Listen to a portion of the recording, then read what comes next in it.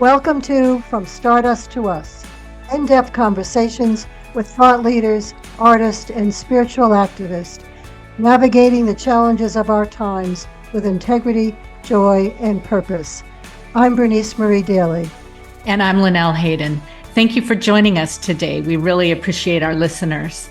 You can find us on YouTube, Buzzsprout, or any place where podcasts are found. If you enjoy our conversation, please help us reach more people by subscribing, liking, and commenting. So let's get into this week's conversation. So we are pleased to have with us today Leslye Colvin. Leslye is a writer, contemplative activist, spiritual companion, and retreat facilitator. She is a native of Alabama, the ancestral lands of the Muskogee. Inspired by the tradition of Catholic social teaching, she is passionate about encouraging diversity of thought, especially as it relates to those often marginalized within the community. Leslye has extensive experience in promoting the mission and expanding outreach of a variety of sectors, including faith-based nonprofits. She has been published and interviewed by national and international media on the flawed construct of race. Through her research, she has revealed that contemplative writer Thomas Merton as anti-racist. Her blog, Leslye's Labyrinth, features writing that transcends her African American Catholic heart. Welcome, Leslye. Thank you, Linnell and Bernice. Nice to be with you. Wonderful. So, Leslye, I'd love to begin by asking you about the spiritual path that shaped you.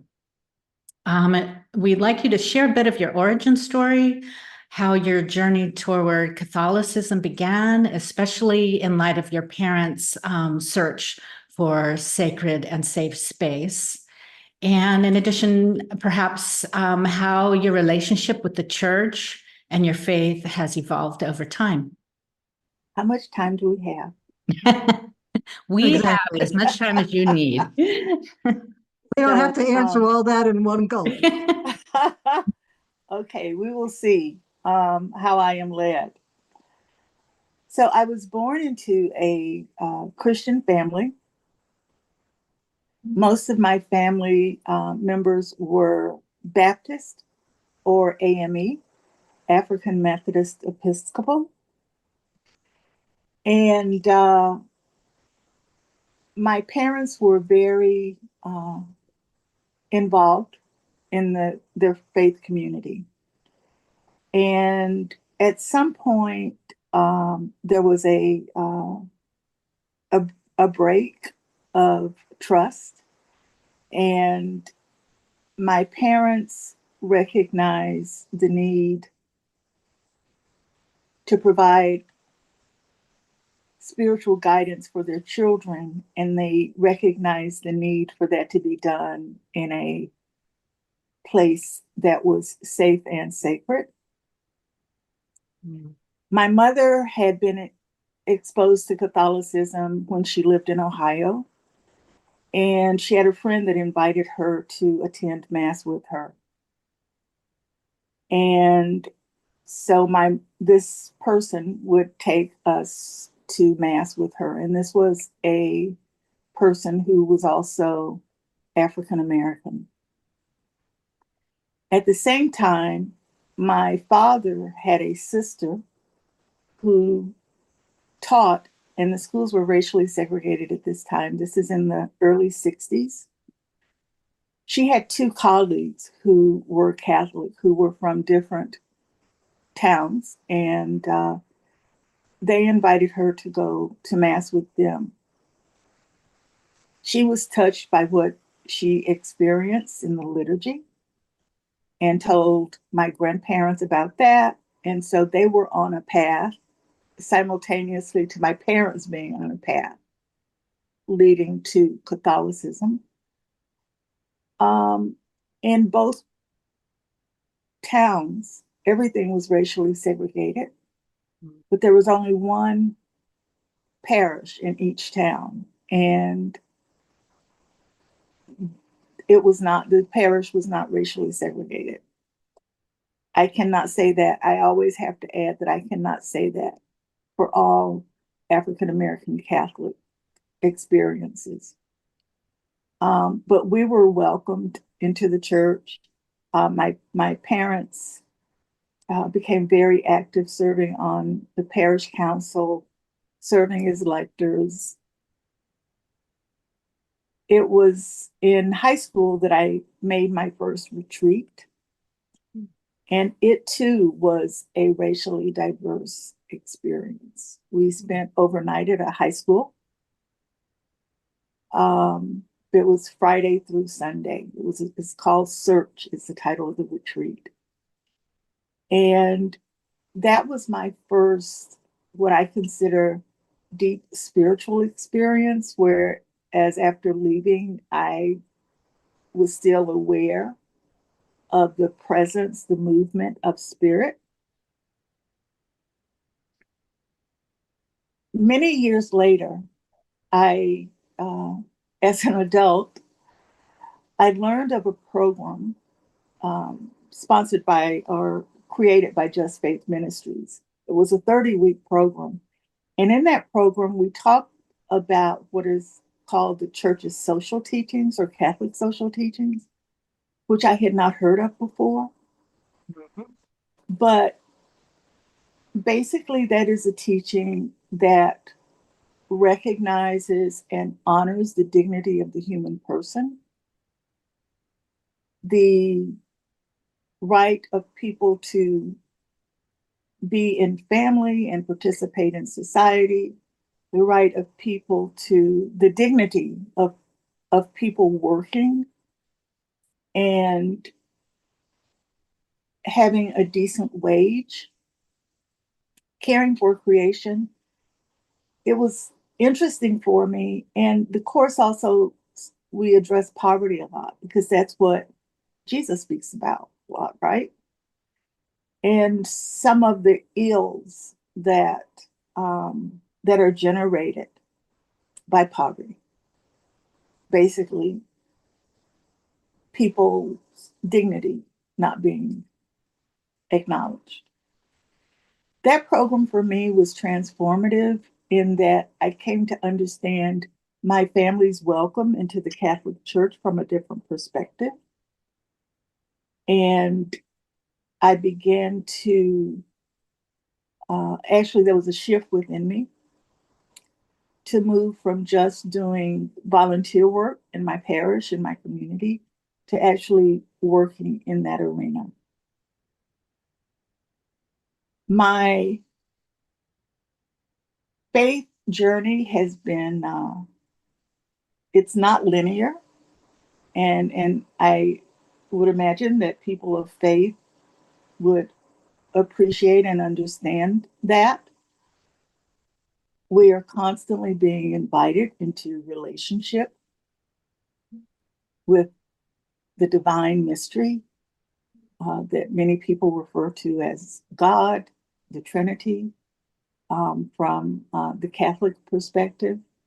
But I also recognize that there are many names of God that are reflective of different faith traditions. And so that is the path that has led me to where I am. I have grown and also in my expectations and desires for the Catholic Church. I was in Rome in 2018, and I had never given a lot of thought to the ordination of women. But since that trip and my own growth, I have come to respect and appreciate those who are women Mhm. Mhm. who experience the call to serve in that role. So there is still room for growth even within the church. Um, I hope that answers some of the questions. Thank you. Thank you. We have more, not to worry. Okay. You mentioned Jesus briefly there, and there's a very well-known quote of Yahshua, of Jesus on the cross. Father, forgive them, for they know not what they do. Puzzling phrase, especially perhaps in these times when we reflect a great deal of chaos and what appears to be intentional cruelty. How do you hold that statement of Yahshua's quote? What does it mean to you, and how are we to process it in light of what's going on today?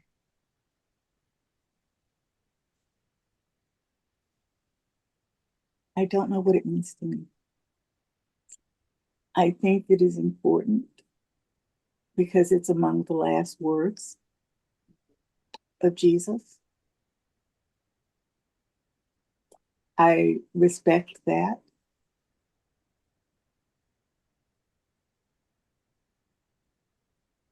In the midst of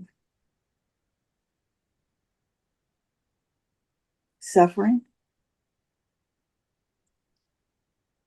I have not grown enough in my spirituality to understand and to grasp that. Mm-hmm. I think it is aspirational. Mm-hmm. I think of my ancestors in the bottom of slave ships Mm-hmm. who have been kidnapped, ripped apart from everything that they know.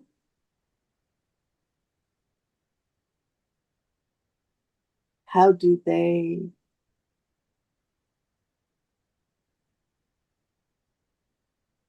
I think in that moment their priority is to survive. Sure, sure. I think that forgiveness is something that we do for ourselves to release ourselves from the control that others may exert over us. Mm-hmm.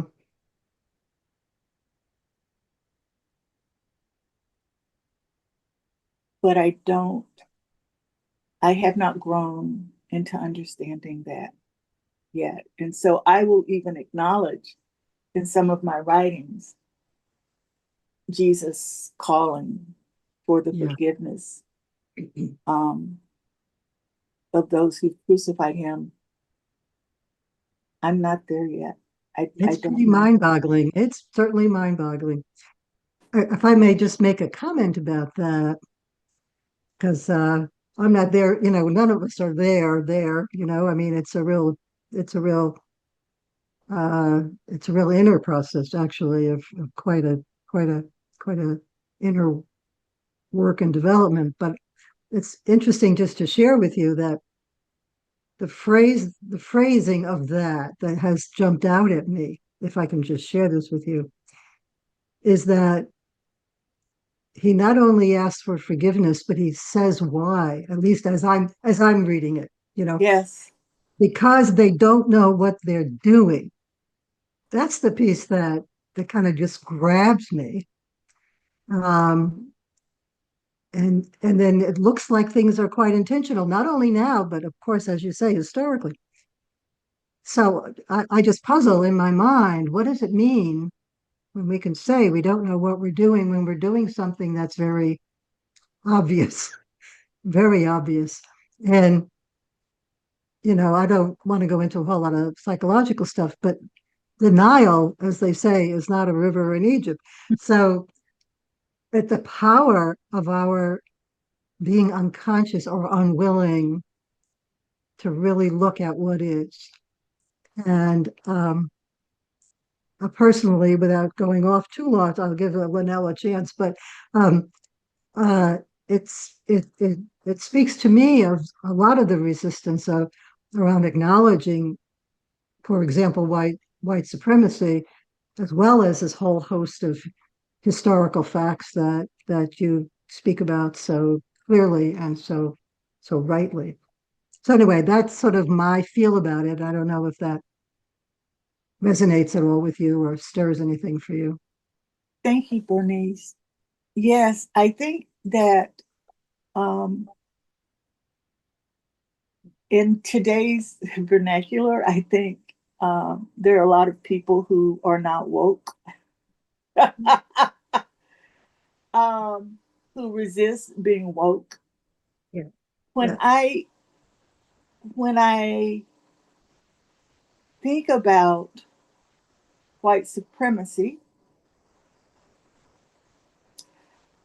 I do understand and acknowledge that the systems that have been created were done so in such a way that people in white bodies were not taught to question the injustice of those systems. So Sure. I understand that, um, and allow space for that. But there has to be an element of curiosity within the human person in a white body to question the disparities within our society. There has to be. It is, I mean, we are born curious beings, are we not? Yeah. And so to question, and it is such a cop out to deny my level of humanity because I'm born in a body that is Black. And that's what the normal responses are from the system, right? That's the way it is. When we look at, I love to look at football, and I'm not a sports person. I have great admiration for Colin Kaepernick, his decision to kneel during the playing of the national anthem. But it blew me away because there were so many people that were angry at him for kneeling during the national anthem, which is an expression, right, of free speech. It was a nonviolent action. It didn't require a gun. Um, that is the idol of so many. But later we find out that the NFL evaluates the cognitive abilities of players in white bodies differently than the cognitive abilities of players in Black bodies. So that as a football player who has experienced some cognitive decline goes to the league and says, I have been harmed in playing this sport, that if I'm in a Black body, I'm going to start off at a lower point just because I'm in a Black body. How racist is that? Exactly. Exactly. Yeah. And so I think, so for me, that just shows the complexity of this system that we have to dismantle, break somehow. It's not a one time fix. Every generation is going to have to pick up the baton. I was born in the middle of the civil rights movement of the 50s and 60s.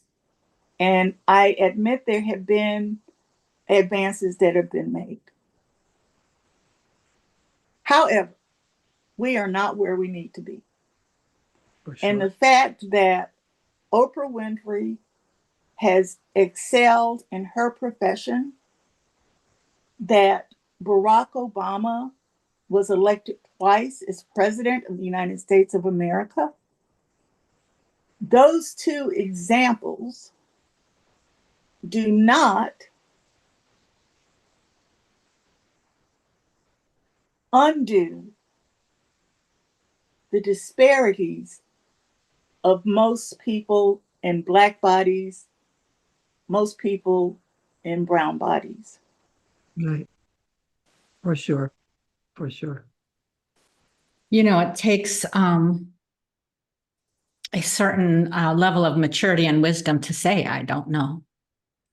Too many people won't even go there. It is a perplexing phrase. The closest I've come to understanding it is that people, when they separate from what is sacred, which is everything and every being, then they do things that are horrific. And as you were speaking, Leslye, you reminded me a lot of the teachings of Howard Thurman. He's one of he's just a great teacher and mystic. I just love him. And he wrote a book, I'm sure you're familiar with, Jesus and the Disinherited. And he talks about how he went on a pilgrimage of friendship to the East. He was invited along with a number of other people. And he had this exchange with one of the organizers who was a Hindu. And this was in the 1930s when just horrific things were being done to Black Americans by white Americans who called themselves Christian, the lynchings and, we don't have to get into that. We know what happened. It was horrific. And he asked Howard Thurman why, basically, I'm paraphrasing, obviously, why are you here? Meaning, why Jesus? Why Christian? You come from a nation that calls itself Christian, that's doing all this evil in the name of Christianity.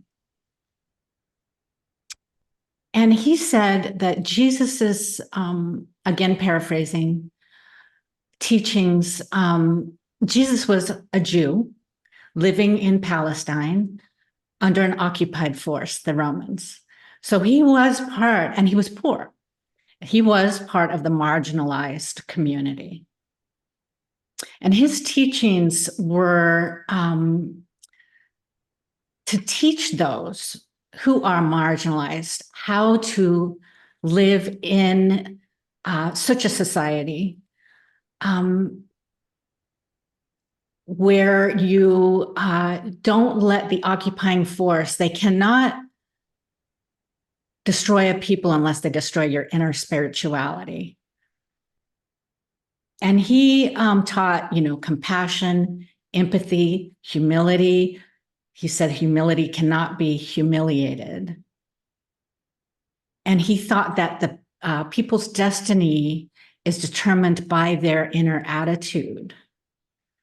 This is Howard Thurman's sort of interpretation. So he found a lot of comfort and resilience and strength, obviously, in Jesus's teachings.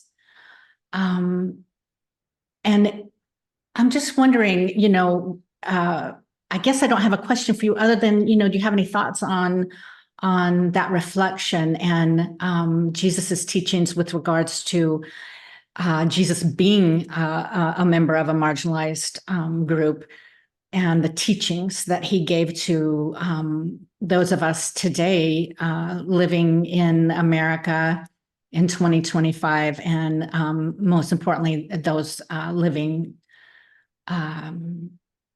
under the suppression of what we see in Christian, a lot of Christian nationalism, where their pride and ego is sort of taking Jesus's teachings to suppress people and promote self-righteousness and racial superiority.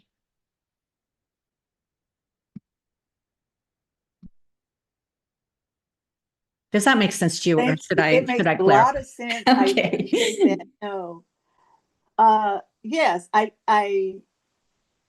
is one of my favorite books, Jesus and the Disinherited by Howard Thurman. It's one that I recommend most often. What you say is true. Yes, Jesus was a marginalized person. And because of how, remember Martin Luther King spoke about how racially segregated we are on Sunday mornings. And the Jesus that I know, the Jesus that is known by the Black church, is Jesus on the margins. And in the United States of America, that Jesus is in conflict with the ideals of capitalism. We want a winner, and there's only room for one winner. And so, if Jesus is on the margins, what can we do so that he can appeal to the majority of the people? Do we really want to have a spiritual leader who was crucified by the state?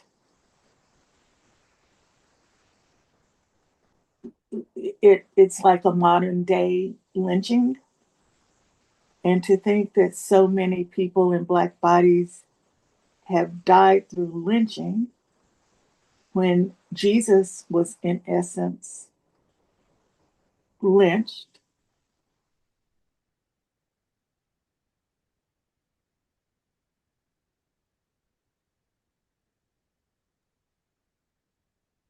I'm sorry. It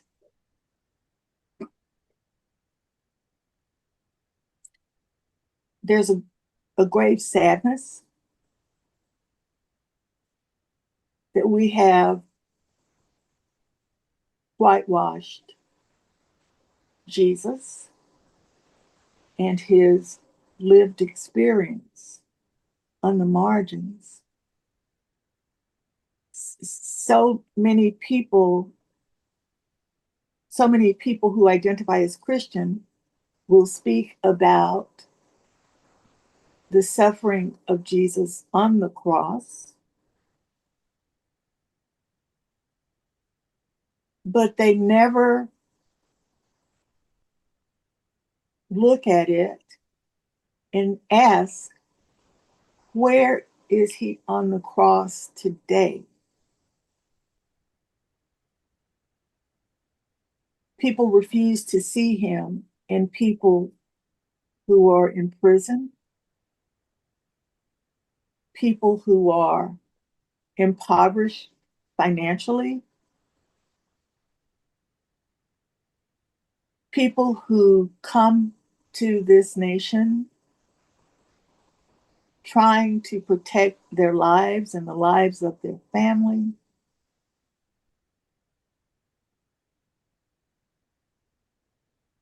So we have not only whitewashed Jesus, we have put his suffering in a bubble.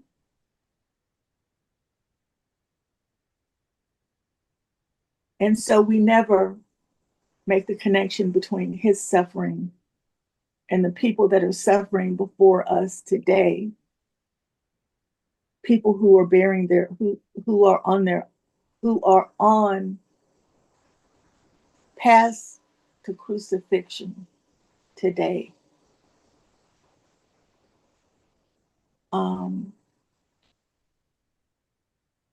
We don't know how to separate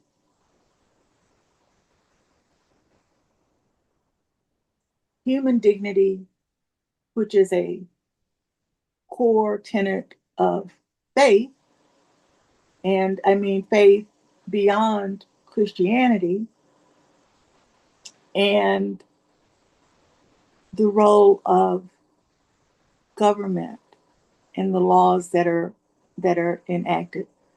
Sadly, too many people in this country have conflated them so that it's one homogenous, supposedly mess. But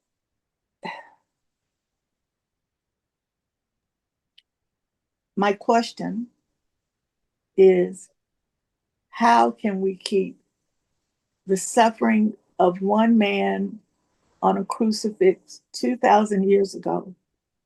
How can we keep that isolated from the suffering that's going on today?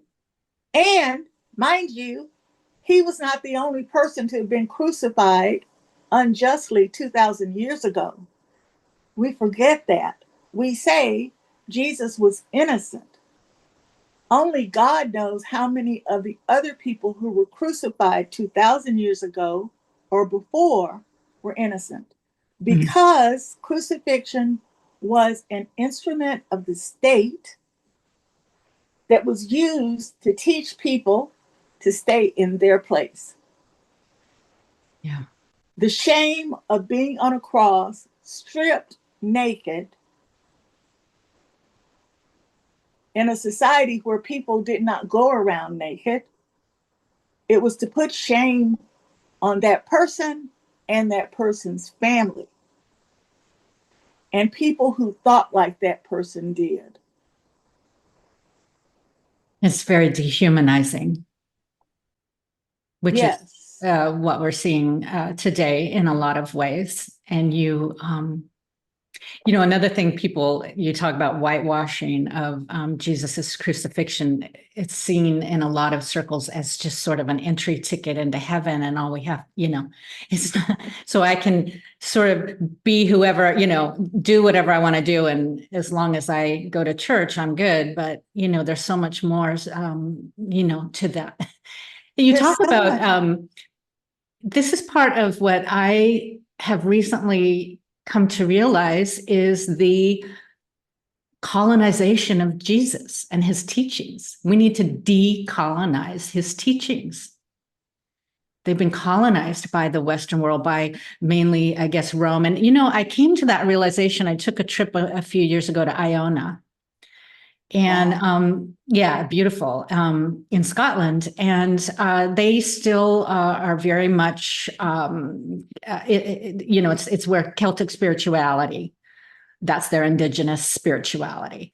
And when a sort of conquering people come and the religion come, it takes on the framework, if you will, of that indigenous culture. So there's still a lot of, even within the Christianity, there a lot of reverence for nature and things like that, which was lost. Unfortunately, it was the Roman Christianity that sort of spread, which was a very patriarchal, culture. Yes. That separated, sort of dehumanized people and took the women out of the church and the teachings. And so, yeah, I just wanted to say that, Yeah. time to decolonize Jesus, I think. Thank you very much. And I want to do a shout out for St. Mary Magdalene, Yes. who we I saw honor that on the today, yes. 22nd of July. Yeah. I was also thinking this morning, though, about Jesus as a child and how he would have been formed by being a marginalized person. So Jesus would have known when it was safe and when it wasn't to be out, to be playing with his friends, how to respond if he encountered or when he encountered Roman soldiers, right? Yeah. That would have marked him. And using that in a similar way when later he's in scripture and he talks to the Samaritan woman, and I say that she is flipped with him when he asks her for water, because she has been taught how to respond to men. She's a Samaritan woman. She's been told how to respond to Jewish men to protect herself. And so that I see is her being flipped as a form of, why do you ask me for water? A way of protecting herself. Yes. I appreciate you bringing up colonization, because that is so present in our lives that we don't even recognize it. And I imagine that you going to Iona would have been a transformative experience for you. I haven't shared this, but I am a fan of Celtic spirituality. And Join the crowd. Welcome, welcome. Yes. Yeah. And one thing with capitalism, I was talking earlier about having one winner. And I visited Ireland a while ago. And one thing that fascinated me was that when they built structures, they did not seek to model perfection, but they would have a flaw that was noticeable to the eye so that you would not think this was perfection, to acknowledge imperfection. And I don't think we appreciate that idea. We seek everything to be perfect. Right. And only that applies to the divine. Excuse me, so that applies to The divine. And even then, is it perfection or is it wholeness? Mm-hmm. Mm-hmm. This concludes part 1 of From Stardust to Us with Leslye Colvin. In part 2, we'll pick up with the powerful conversation about colonization and the relevance of Jesus' teaching in today's world. So until next time.